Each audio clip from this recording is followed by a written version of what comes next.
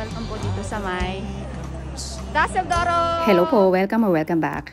Dito sa food truck ni RC. Today, December 25, Christmas night. Kaya ayan, isinama po namin kayo dito sa Christmas market. Enjoy watching! Hello guys, it's Christmas Day today. First time ko po mag-visit sa Christmas market this year. Sasamahan niyo po kami.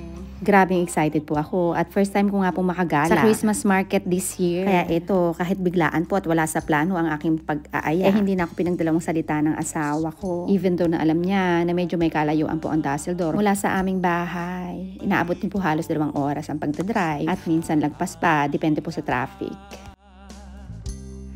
Medyo may kalamitan lang guys. Yay! Malamig! So ayun na nga, at long last, nandito po tayo sa ating destination. By the way guys, doon po sa hindi nakakaalam, ang Daceldorf po ay dito sa may Germany. Guys, it's so sad. Karamihan ay sarado. Ano ba yan? Christmas Day? Tapos walang Christmas market? Who would have thought? We didn't. And yes guys, you heard me right. Grabe. Hindi ko alam kung tatawa ba ako o iiyak. Talagang mixed emotion.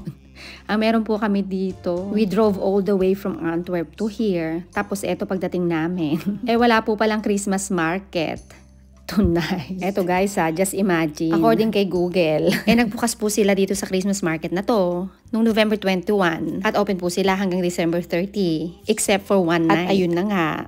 Tonight is the night, guys. Buti na lang. Talaga naman pinagpala ako sa napakabait-bait na asawa. Kasi naman... Itong ating driver, cool lang siya. Sobrang chill. Sobrang chill. Paul is just going with the flow. Yeah, Skache, normally What the? some husband going to like, why you think Ja, check. I said, why you move niets today? Yeah. Look at all of these people. The good news is it's open again tomorrow. They said? Bukas daw sila tomorrow. Just imagine! My God! Sarado sila on a Christmas Day. Of course. Siyempre alam namin na ganon. Smile. The most important thing is we're together.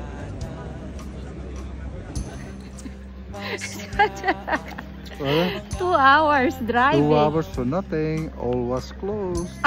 And tomorrow we're gonna have dinner. Tomorrow they're going to open again. Yeah, that's the Only good today news. closed. Just imagine. It's so funny. I don't care though. Me too, it's fun. It's Christmas. It's important we're together. Yeah. Skache, but you still love me? Minder. Dat is alles verstandig. Well, anyway, wala po tayong magagawa. It is what it is. Siyempre, hindi po tayo papayag na hindi i-enjoy ang gabi since nandito na rin po tayo. I thought we might as well puntahan na lang po namin ang isa po sa pinakapaborito naming Japanese restaurants na nataon na nandito rin po sa Daceldorf. Ito po ang Okini, all you can eat sushi and grill restaurant. Yay! So happy. Merry Christmas. Merry Christmas, guys. Merry Christmas.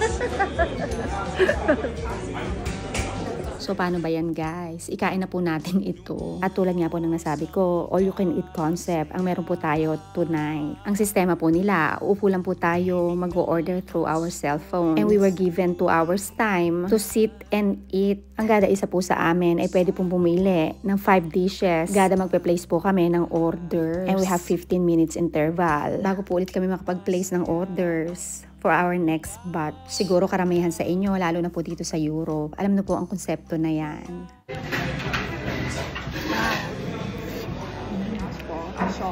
You can try mine.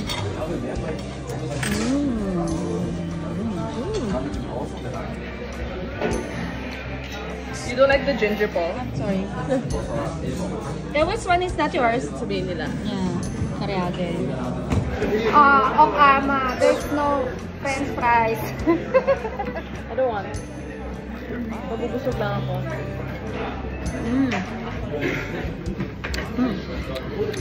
Masarap.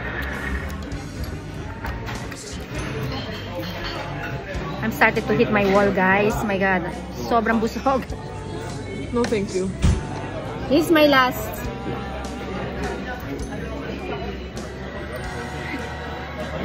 I'm so...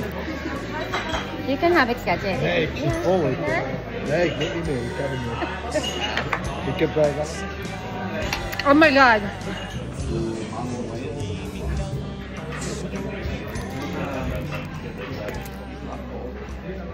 Wow. Oh my god. It's a Mila.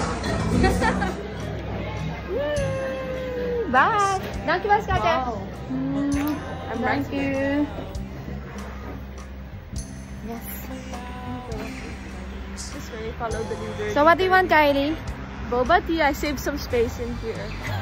Me, I cannot anymore. To finish it off, eto yung aking Kylie na never nagpalagpas sa kanyang boba tea. Buti na lang at meron pa po kami natagpuan na naka-open ngayong gabi kasi ayun na nga, halos lahat po ng establishment na since holiday nga po today at katulad po ng Christmas market, sarado po halos ang lahat. Is that yours? Yum! Sabi ko pa, dankeschön. Ano yung nasa loob niyan? Ano yan actually? What's in it? Passion fruit milk. Baba? Wow! Okay. Ayan. So there you have it, guys. Yan po ang aming failed Christmas market this year. Pero napakasaya pa rin po namin. Di ba, ano, Kylie? Anyway, having said that, maraming salamat po sa iyo. Walang sawang support at panunood. At nang dahil dyan, always remember, I love you all. Merry Christmas, everybody.